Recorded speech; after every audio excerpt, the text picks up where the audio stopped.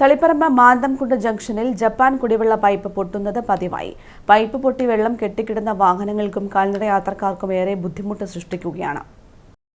ദേശീയപാതാ പ്രവൃത്തിയുടെ ഭാഗമായി മാന്തംകുണ്ട് പുളിമ്പറമ്പ് ഭാഗത്തേക്ക് ഭാരവാഹനങ്ങൾ നിരന്തരം കടന്നുപോകുന്നതാണ് അടിക്കടി പൈപ്പ് പൊട്ടാൻ കാരണമാകുന്നതെന്നാണ് നാട്ടുകാരുടെ ആക്ഷേപം. പൈപ്പ് പൊട്ടിയൊഴുകി മാന്തംകുണ്ട് ജംഗ്ഷനിൽ വെള്ളം കെട്ടിക്കിടക്കുന്നതിനാൽ ഇരുചക്ര വാഹനങ്ങളും കാൽനട യാത്രക്കാരും അപകടത്തിൽപ്പെടുന്നത് പതിവാണ്. പൈപ്പ് പൊട്ടുമ്പോഴെല്ലാം താൽക്കാലികമായി അറ്റകുറ്റപ്പണി നടത്തുക മാത്രമാണ് ചെയ്യുന്നത്. നിരവധി തവണ ബന്ധപ്പെട്ടവർക്ക് നിവേദനം നൽകിയിട്ടും ഇതുതന്നെയാണ് അവസ്ഥ. ജപ്പാൻ കുടിവെള്ളത്തെയാണ് ഇവിടുത്തെ ഭൂരിപക്ഷം ജനങ്ങളും ആശ്രയിക്കുന്നത്.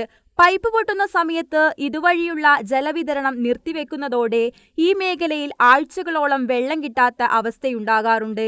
ഈ സാഹചര്യത്തിൽ എത്രയും പെട്ടെന്ന് പ്രശ്നത്തിന് ശാശ്വതമായ പരിഹാരമുണ്ടാകണമെന്നാണ് നാട്ടുകാരുടെ ആവശ്യം.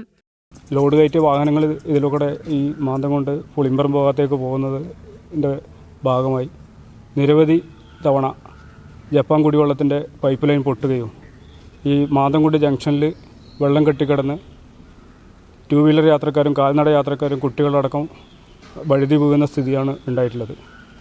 പരാതി പറഞ്ഞാലും താൽക്കാലികമായിട്ടത് ശരിയാക്കുകയും പിന്നെ അടുത്ത തവണ അത് പൊട്ടുകയും അങ്ങനെയുള്ള എത്രയോ പ്രാവശ്യങ്ങൾ നമ്മൾ നിവേദനം കൊടുക്കുകയും കാര്യങ്ങളൊക്കെ ചെയ്താലും അതിലൊരു ശ്രദ്ധ അധികാരികളുടെ ഭാഗത്ത് നിന്ന് ഉണ്ടാവുന്നില്ല എന്നത് ഇവിടുത്തെ വലിയൊരു പ്രശ്നമായിട്ട് മാറിയതാണ്. കാരണം ജപ്പാൻ കുടിവെള്ളത്തെ ആശ്രയിച്ചെടുക്കുന്ന കുറേ കുടുംബങ്ങളുണ്ട്. ഈ പൈപ്പ് പൊട്ടുന്ന സമയത്ത് അവർ ലൈൻ ഓഫാക്കുകയും പിന്നെ അവിടെ ആഴ്ചകളോളം വെള്ളം കിട്ടാത്ത സ്ഥിതിയാണ് ഉണ്ടായി വരുന്നത്. News bureau, Taliparamba.